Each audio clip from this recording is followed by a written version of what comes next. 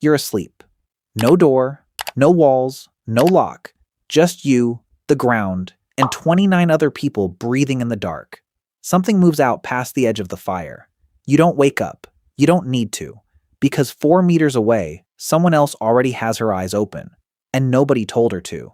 There's no rota scratched into a rock. Nobody drew the short straw. She's just awake. The way somebody in that camp is awake almost every hour of every night. For 300,000 years. Now come back. Tonight, in your house, there's someone who'll be asleep by 9 and up at 5, wide awake, wondering why the place is so quiet. There's someone who can't fall asleep before 1, can't get up for school, and gets called lazy for it. And there's you, at 3 in the morning, staring at a ceiling for no reason at all. 3 people. 3 completely different clocks. 1 building. You've probably always filed that under everyone's different. It isn't. That's a shift pattern. And it's still running in a house that was built to stop it working. So, what were those 3 people for? Start with how insane the ask is. The sun goes down, and you can't see. Not dim, nothing. Hold your hand in front of your face, and it isn't there. Your eyes are bad at this. Genuinely bad. Almost everything that wants to eat you sees better in the dark than you do. Leopards, hyenas, cave lions. They're not struggling out there. They're comfortable. And into that, your body has exactly one instruction. Switch off. Not rest. Not lie still and stay alert. Go unconscious. Stop responding to sound. Stop responding to movement for hours, every night, for your whole life. Put that on a survival checklist and it fails on the first line. There's no version of lie down and stop working for 8 hours surrounded by things that hunt in the dark that ends with your species still here. And you can't opt out of it either. You can skip a meal. You can go a couple of days without water if you have to. You cannot decide to need less sleep. The pressure just builds.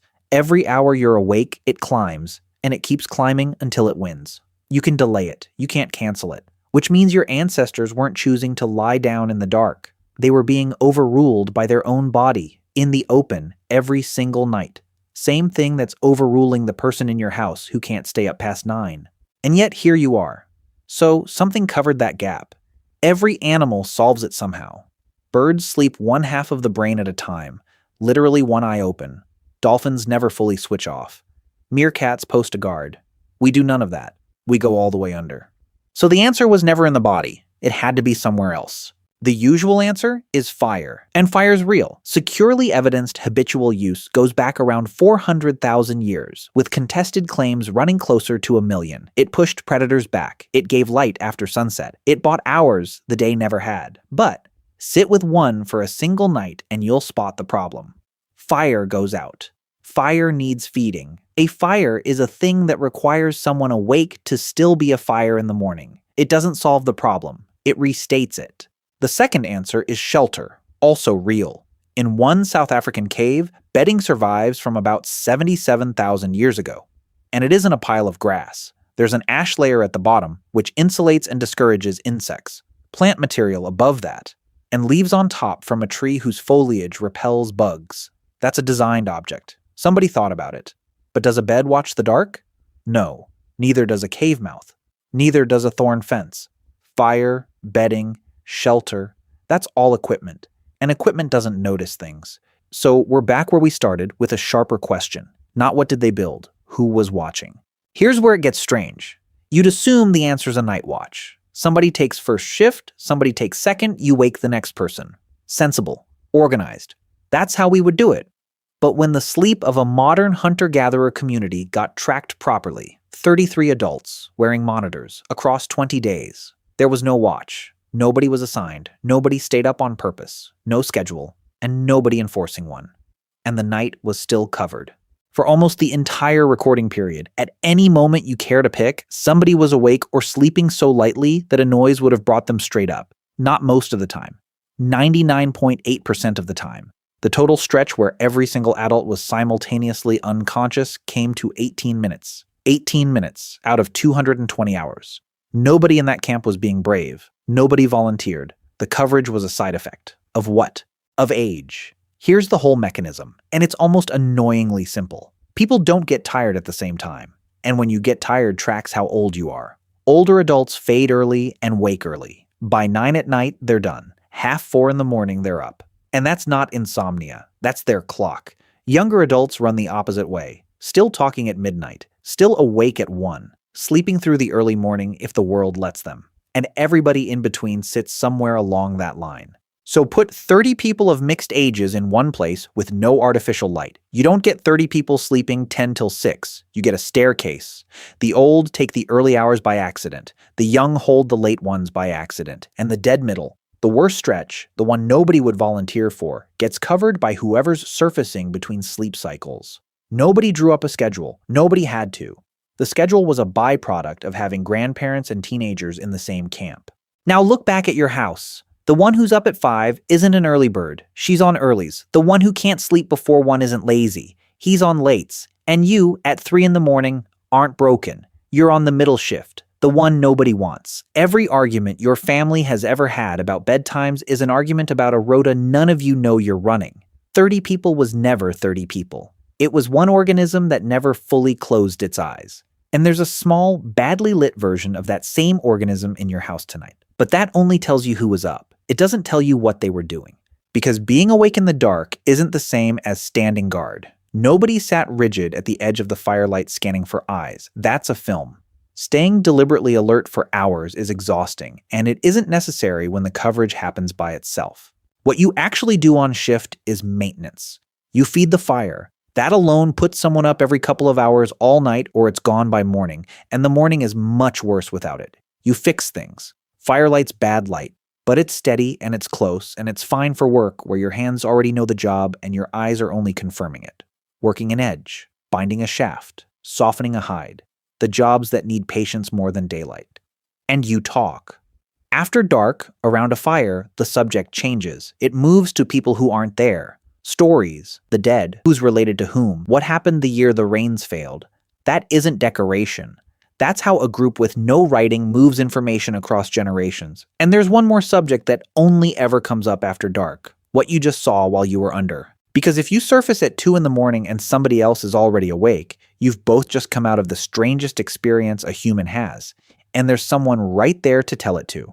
Dreams don't get reported in daylight. There's no time and nobody's listening. They get reported in the dark to whoever's on shift with you, minutes after they happen. Sit with that one. Every culture we know of has an explanation for dreams. Where they come from, who sends them, what they mean. You don't build an explanation for something nobody ever talks about.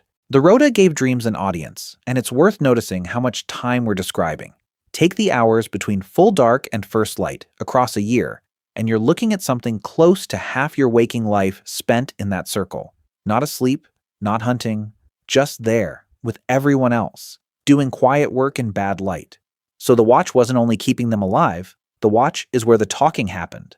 And now think about what the late one in your house is doing at 1 in the morning. Sitting up, half lit, scrolling, looking at strangers' faces, other people's arguments, stories about people who aren't there. That's the same shift. Same hour, same posture, same appetite for other people's lives. It's just that the circle he's talking to can't hear him, and nobody's going to say anything back. But not every night was the same night. Because before electric light, the brightest thing in your night sky was on a cycle. A full moon is genuinely bright. Bright enough to walk by, bright enough to work by, and in the nights running up to it, that light arrives early. The moon's already up before you'd otherwise be asleep. A new moon is the opposite, total dark, all night. So the night wasn't one fixed thing. It had a rhythm, roughly monthly, and everyone in that camp lived inside it. Now here's the part that should bother you slightly. When researchers tracked sleep across the lunar cycle, in communities with no electricity, communities with some, and university students in a modern city with full electric light, all 3 groups did the same thing. In the nights before a full moon, people went to sleep later and slept less. The students too, in a city, with lights and blackout blinds and phones. Nobody in that study could tell you what phase the moon was in. Their sleep knew anyway. Careful here, because this gets overstated constantly. It isn't mysticism, and it isn't the moon affecting you through anything exotic. The straightforward reading is that it's a leftover, a body still tuned to a light source that used to matter enormously and now doesn't. But it means the Rota had a monthly gear. Bright nights, the camp stayed up. Dark nights, it closed in tight. And if a 300,000-year-old lighting schedule still shows up in a student in a city, what else in your house is older than your house? You've probably heard that people used to sleep in 2 blocks. First sleep, an hour awake in the dark, then second sleep, It's the most repeated fact about historical sleep there is, and it's where most versions of this story end. Segmented sleep is genuinely well documented in Europe before industrial lighting. That part's solid. It turns up all over the written record. Court documents, medical advice, diaries, even prayers written specifically for the hour between the two sleeps. Once historians knew to look, it was everywhere, and it's been reproduced in a lab. Give people 14 hours of darkness a night for a few weeks, and their sleep does split in two, with a calm waking window in between.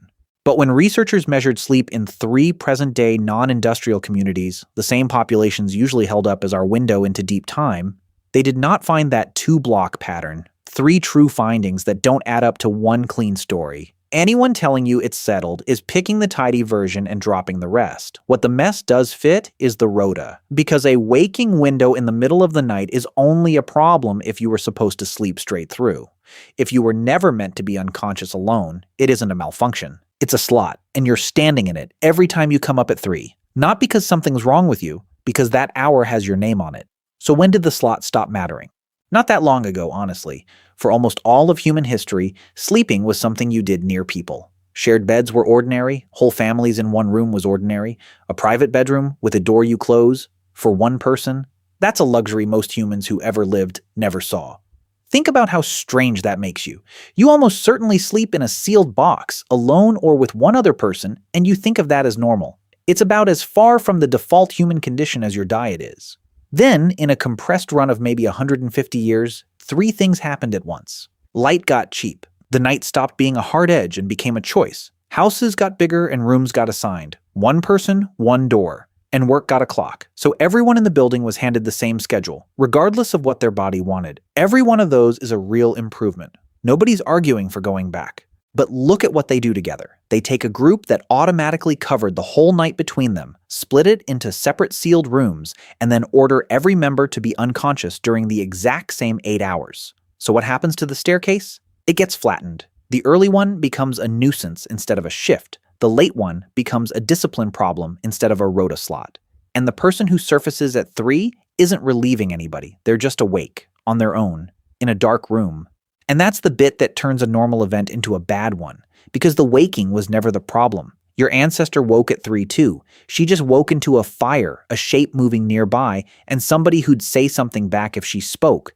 You wake into silence and a ceiling. So you check the time, then you work out how many hours you've got left, then you start on tomorrow, and the thing your body evolved to do, come up, look around, settle, turns into an hour of quiet dread, because there's nothing there to look around at. So, what did ancient humans do at night? Some of them talked, some fed a fire, some lay down on engineered bedding and went straight under. But the honest answer is smaller and stranger than any of that. They took turns, without deciding to, without knowing they were doing it. Just by being different ages in the same place at the same time. For 300,000 years, no human being went unconscious in an empty room. There was always somebody else's open eye between you and the dark. That wasn't a lifestyle, it was the safety system, and it ran on nothing but the ordinary fact that people get tired at different hours. Your house still has all the parts. The one who's up at 5, the one who can't sleep till 1, you at 3. 3 shifts, still being worked, by 3 people who think they're just bad at sleeping. The rota didn't disappear. We just built walls through the middle of it, gave everyone the same alarm, and started calling the shifts personality flaws. So the next time you're awake at 3 in the morning, you're not malfunctioning and you're not alone in any way that matters. You're on duty.